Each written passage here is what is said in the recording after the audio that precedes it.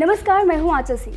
बिहार के चाचा भतीजा यानी तेजस्वी यादव और नीतीश कुमार अब साथ आ गए हैं। अब जब ये साथ आ गए हैं तो बयानबाजी का सिलसिला शुरू हो गया है।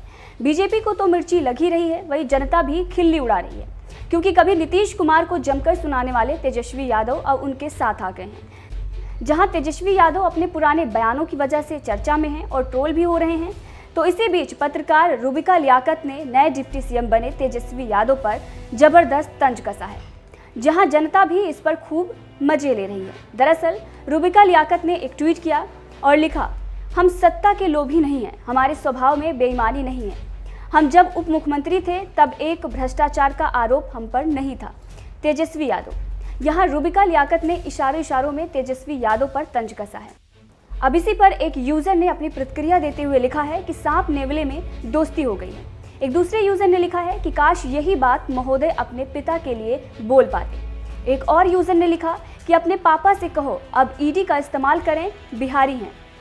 एक और यूजर ने लिखा कि चारा कौन चुराए थे, सजा कौन और किससे दिए थे। इसके बाद एक और यूजर ने लिखा कि मैडम अगर मैं गलत नहीं हूं तो नीतीश जी भ्रष्टाचार के आरोप लगाकर इनसे गठबंधन तोड़ा था। तो कुछ इस तरह जनता इस ट्वीट पर मजे ले रही है। आपको बता दें, इस वक्त बिहार में सियासत गर्म है, क्योंकि सत्ता परिवर्तन हुआ है और इससे बीजेपी को जबरदस्त झटका लगा है।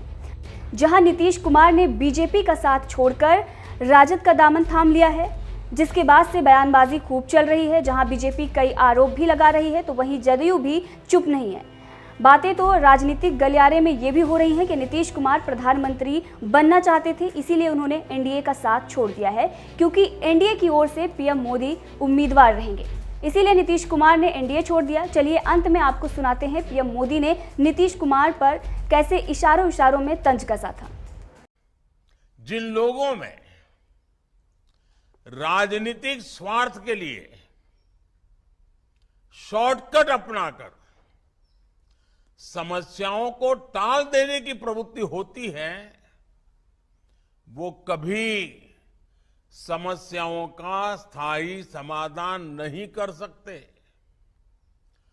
शॉर्टकट अपनाने वालों को कुछ समय के लिए वाहवाही भले मिल जाए, राजनीतिक फायदा भले हो जाए, लेकिन समस्या कम नहीं होती। इसलिए ही मैं कहता हूं कि शॉर्टकट अपनाने से शॉर्ट सर्किट अवश्य होता है।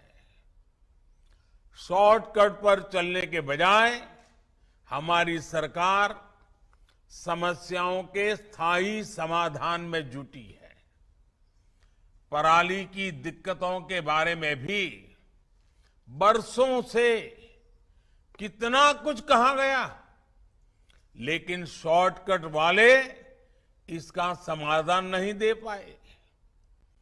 हम किसानों की पराली से जुड़ी समस्याओं को समझते हैं, इसलिए उन्हें इससे छुटकारा पाने के आसान विकल्प भी दे रहे हैं। हमने जो किसान उत्पाद संघ है, एफपीओज है, उन्हें पराली के निस्तारण के लिए आर्थिक मदद दी। इससे जुड़ी आधुनिक मशीनों की खरीद के लिए 80% तक की सब्सिडी भी दी। अब पानीपत में लगा ये जैविक ईंधन प्लांट भी पराली की समस्या के स्थायी समाधान में मदद करने वाला है।